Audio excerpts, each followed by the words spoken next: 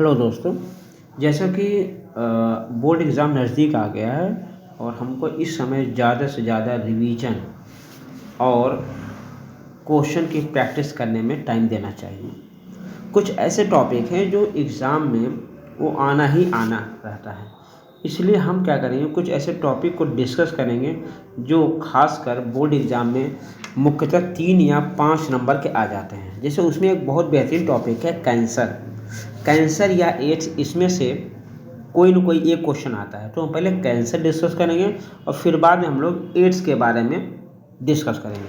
ठीक है, तो कहते हैं कि सब जानते हैं कि कैंसर क्या है। कैंसर एक बहुत ज़्यादा खतरनाक रोग है जिससे मैक्सिमम लोगों की मौत हो जा रही है। इसमें जो डाटा दिखा रहा है कि लगभग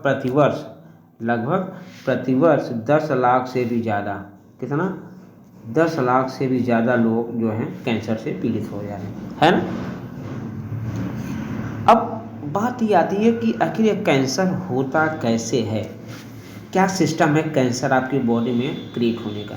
जबकि इसका अभी बहुत जो इम्पॉर्टेंट रीज़न है, मतलब फैक्ट क्या है कि कैसे ये कैंसर हो जाता है, इसका विशेष अभी एग्जैक्ट रीज़न नहीं आ पाया है। तो लेकिन उसके इर्द गिर्द कुछ बातें सामने आई है कि कैंसर कैसे होता है।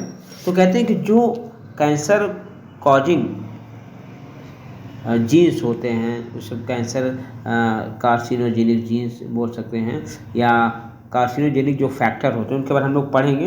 लेकिन जो जीन होता है जिससे कैंसर होता है उसको बोलते हैं ऑन्कोजीन, और जो विषाणु होते हैं उनको कहते हैं ऑन्कोवायरस। क्लियर है।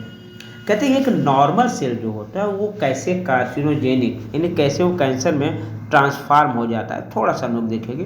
एक्चुअली कोई भी एक सिंपल सेल होता है जिसके विभाजन का एक रूल रेगुलेशन होता है, यानी जो भी कोशिकाएं विभाजित करती है वो नियंत्रित रूप से विभाजित करती है और नियमित रूप से। क्लियर। इनका क्वालिटी बहुत अच्छा होता है कि हमको इतना सेल डिवाइड करना है, इसके बाद डिवीजन नहीं करना है। क्लियर। तो कहते हैं कि जो हमारे से जितने भी कोशिकाएं हैं, उसी की बहुत प्यारी लाइन इसमें दी भी गई है कि आपका कि हमारे शरीर की जो कोशिकाएं विभेदन अत्यधिक नियंत्रित और नियमित हैं। ठीक है, तो कहते हैं कि ये जो आपका सिस्टम है ये ब्रेक हो जाता है, यानी ये क्रियाविधि टूट जाती है। क्रियाविधि टूट जाती होते क्या, जब कोई एक सेल दूसरे सेल को टच करता है तो उस कोशिका को एहसास हो जाता है कि अब हमें सेल डिवाइड नहीं करना है। क्लियर।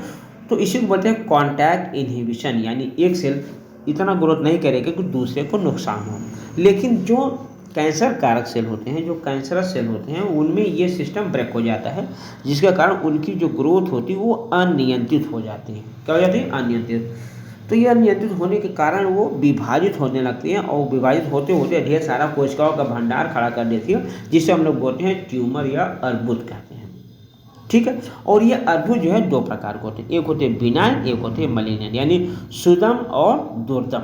ये 2 प्रकार के कोशिकाएं आपके हैं, आपके ट्यूमर होते हैं, सुदम और दुर्दम। ध्यान रखिएगा, बहुत अच्छी लाइन दिया है यहाँ पर, सुदम और दुर्दम। ठीक है। अब यहाँ पर बहुत प्यार किया कि जो भी सुदम, यानी कि जो बिनाइन ट्यूमर, और आपने कई लोगों को देखा होगा यहाँ गले पे, हाथ में छोटे छोटे ट्यूमर के रूप में पड़े रहते हैं और वो कोई नुकसान नहीं करते, वो अपने एक स्थान पर सीमित रहते हैं, मूल स्थान पर। उसको हम लोग बोलते हैं सुदम अर्बुद या बिनाइन ट्यूमर बोलते हैं, यानी उनको कहीं जाना नहीं आता, वो बॉडी के नुकसानदायक नहीं होते हैं। और लेकिन जो आपका दुर्दम अर्बुद या जिसको बोलते हैं मलिग्नेंट ट्यूमर होते हैं, वो एक तरह से ढेर सारे कैंसर कारक कोशिकाओं का एक पुंज होता है, ग्रुप होता है। उस एरिया को बोलते हैं न्यूप्लास्टिक कोशिकाएं। क्या बोलते हैं? न्यूप्लास्टिक कोशिकाएं बोलते हैं। वो बहुत तेज़ी से बढ़ती हैं और आसपास के ऊतकों पर हमला कर देती है, या कह सकते हैं कि एक जगह से दूसरी जगह जाती हैं। ये जो एक जगह से दूसरे जगह जाने की जो प्रक्रिया, उसको हम लोग बोलते हैं मेटास्टैसिस। क्या बोलते हैं? मेटास्टैसिस कहते हैं। यानी अब ये खतरनाक हो गया, मेटास्टैटिस। ठीक है।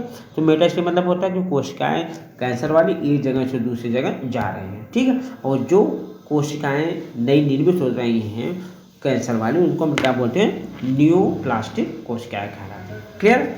फिर अब होता क्या है कि ढेर सारी चीज़ें यहाँ पे देखिए, कैंसर का आखिर कारण क्या है। ठीक है। तो कैंसर का ढेर सारा कारण भौतिक है, रासायनिक है, जैविक हो सकते हैं। इनको कार्सिनोजेंस बोलते हैं या कैंसर जन कहलाते हैं। ठीक है, इसमें जैसे आपके एक्स किरणें हैं, गामा किरणें हैं, आयनीकरण विकिरण है, पराबैंगनी है, आयनीकरण विकिरण डीएनए को क्षत कर जाते हैं। यानी ये जो किरणें हैं क्या करके डीएनए को चेंज कर देती हैं, कुछ इसमें क्रिया एक तरह से देखा जाए तो म्यूटेशन क्रिएट कर देती हैं, जिससे सिंपल कोशिकाएं जो होती हैं वो कैंसर कोशिकाओं में चेंज हो जाती हैं। ठीक, यानी तंबाकू के धुएं में मौजूद ढेर सारे कैंसर जन फेफड़े को कैंसर का मुख्य कारण बताया जा रहा है। तो अभी आपको मैंने इससे पहले बताया कि जो भी जीन होती है वो यानी कहने में वो जीन जो कन्वर्ट हुई है कैंसर जीन में, उनको हम बोलते हैं ऑन्कोजीन, और जो विषाणु होते हैं उनको बोलते हैं ऑन्कोवायरस। क्लियर?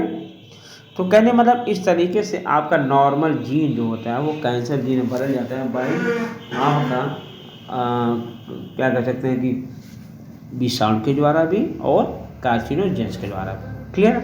अब बात आती है कि हम कैसे कैंसर का निदान करेंगे। निदान करने से पहले पता लगाना बहुत जरूरी है। पता लगाने के लिए ढेर सारे टेस्ट दिए गए हैं, जिसमें सबसे पहला सिंपल टेस्ट होता है बायोप्सी। आप कभी भी ऑपरेशन कराने जाएंगे, भगवान न करे कभी आपको मेडिकल हॉस्पिटल जाना पड़े, तो थोड़ा सा वहाँ से सेल्स लेकर उसकी बायोप्सी करते हैं। वो देखते हैं कि उनके कोशिकाओं में कोई चेंज तो नहीं आया हुआ है, जिसकी वजह से वो आइडेंटिफाई कर लेंगे सेल नॉर्मल है या कैंसर कारक है। ठीक है, और भी ब्लड टेस्ट है, ब्लड टेस्ट के अलावा सीटी स्कैन है, आपका एक्सरे है, सीटी स्कैन है, और एमआर है, एमआईआर है, sorry MRI magnetic resonance image है। जैसी तकनीकें बहुत उपयोगी, जिससे हम पता आसानी से कर सकते हैं कि कैंसर है कि नहीं। ठीक है, और कुछ खास तरीके के टेस्ट होता है हमारे में, खास कर एग्जाम पूछा जाता है कि जिसको बोलते हैं एलिसा टेस्ट, या उसको और भी आगे यूज कर सकते हैं। आपका मॉलिक्यूलर टेस्ट भी होता है, जिसकी तकनीक से पता कर सकते हैं कि कैंसर होने वाला है या कैंसर बढ़ चुका है कि आगे बढ़ चुका है। ठीक है, ये सारी चीज़ें हम लोग इसमें पता करते हैं। और उपचार के लिए तो विशेष कारण है आपका शल्य क्रिया, जैसे पहला है शल्य क्रिया, उस पोर्शन को आप काट कर ही हटा दो। विकिरण यानी कुछ एक हाई पावर की जो एनर्जी की जो रेस होती हैं उसको, उस कोशिकाओं को लोग कैंसर कोशिकाओं को मारते हैं, लेकिन कभी कभी उन कोशिकाओं के चक्कर में एक आध दो नॉर्मल कोशिकाएं भी मर जाती हैं। ठीक है, और तीसरा आपका जो होता है कीमोथेरेपी होता है। क्या होता है? कीमोथेरेपी होता है, यानी कुछ ऐसे केमिकल हैं जो यूज करते हैं जो कैंसर कोशिकाओं को मारती हैं, लेकिन इसके कारण कुछ आपके साइड इफेक्ट आ, जैसे बाल का झड़ना, ब्लड की कमी, ढेर सारे ऐसे हैं। तो कहने में लोग उपचार के लिए हम लोग वही शल्य क्रिया, विकिरण चिकित्सा और औषध चिकित्सा के कम्बिनेशन से हम लोग ऐसा करते हैं। क्लियर? तो ये सिंपल मैंने इसलिए बताया कि आपको अगर बोर्ड में आता है कैंसर लिखने के लिए तो बहुत ज़्यादा परेशान नहीं होना है। सिर्फ कैंसर क्या है उसको आपको लिखना है, कैंसर के जो ट्यूमर हैं उनके बारे में लिखना है। 2 प्रकार जो दिया गया है, नियोप्लास्टिक सेल्स क्या होते हैं, या क्या कर सकते हैं मेटास्टेसिस क्या है, कैसे इसका हम लोग आइडेंटिफिकेशन करेंगे, कैसे इसका उपचार करेंगे, इससे ज़्यादा लिखने की कोई ज़रूरत नहीं है। ठीक है, तो सिंपली आप क्या करना है, चीज़ों को समझना है और आसान भाषा में लिखने की कोशिश करेंगे। A to Z नहीं रट के लिखना है, चीज़ों को पहले पढ़ना है, आंख बंद करना, कुछ पॉइंट नोट करना, उसी पॉइंट को नोट करके एक एक 2 पॉइंट सब लिखना है, और लिख करके हम अपनी कॉपी को फुल करेंगे और मार्क्स पूरे के पूरे मिलने की संभावना है। Best of luck. इस तरह हम लोग अभी हम लोगों ने कैंसर पढ़ा, फिर हम लोगों को पढ़ेंगे इसके एड्स के बारे में भी पढ़ा जाएगा, वो भी अक्सर आता है क्वेश्चन।